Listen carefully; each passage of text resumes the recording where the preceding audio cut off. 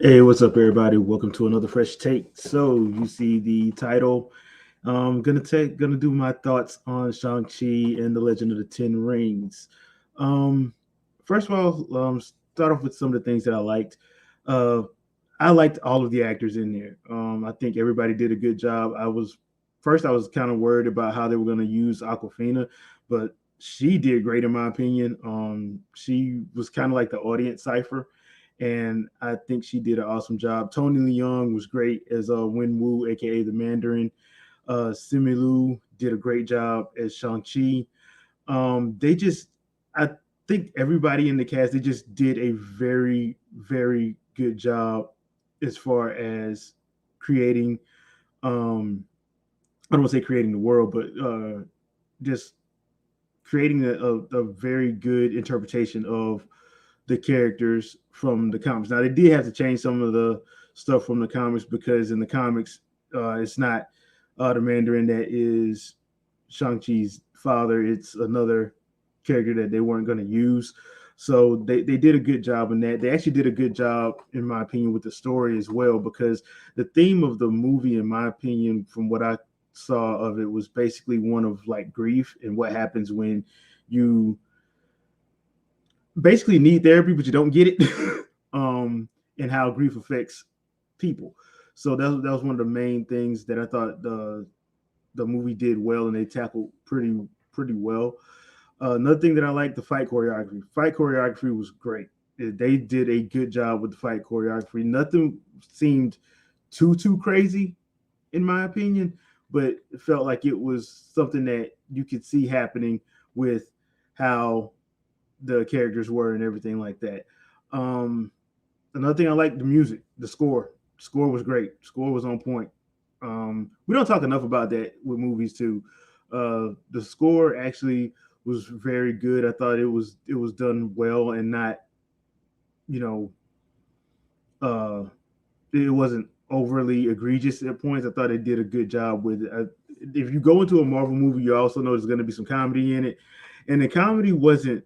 Um, I think the comedy was done when it needed to be done. It wasn't like every 5 minutes a comedy stand up comedy routine, but it came when it came in. It came in and it was very balanced. It wasn't like dragging out jokes and stuff. So I got to give him that. Uh, the other thing that I liked, I thought that it was well paced. Yes, it's a 2 hour and 15 minute movie, but I thought it was well paced. It didn't feel like it didn't feel like it was 2 hours. Nothing dragged, in my opinion. So everything moved and flowed pretty well. But saying all that, there are a couple things that I didn't like, and one of the things that I didn't like was they didn't really explain what the Ten Rings were. They kind of just pretty much said that the Mandarin found them, and that's it. Um, they do try to say they try to start to say what they are, because there are two post credit scenes in this movie, but they still don't explain what the Ten Rings are.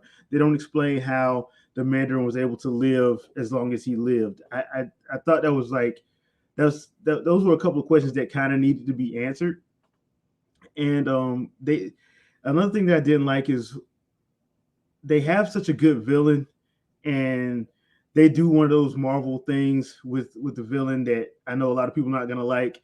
So I'm not gonna say what it is, but you guys could probably guess. It's one of the things that they do with villains that we like, and I just didn't like that they did that because uh, Tony Leung did such a good job in that movie. I'm like, I want to see more of him, and I want to see how they can take the story further.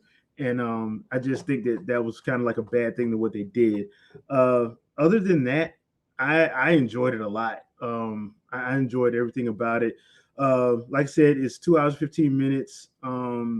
It's There's nothing really gory in it. There's nothing really too crazy. Oh, there is one thing that I do have to mention because I know some people are not gonna like this, but the movie, as well paced and balanced as it is, the third act, like halfway through the middle of the climactic fight scene, it does kind of shift into, and this is a slight spoiler, but you did see the dragon in one of the trailers.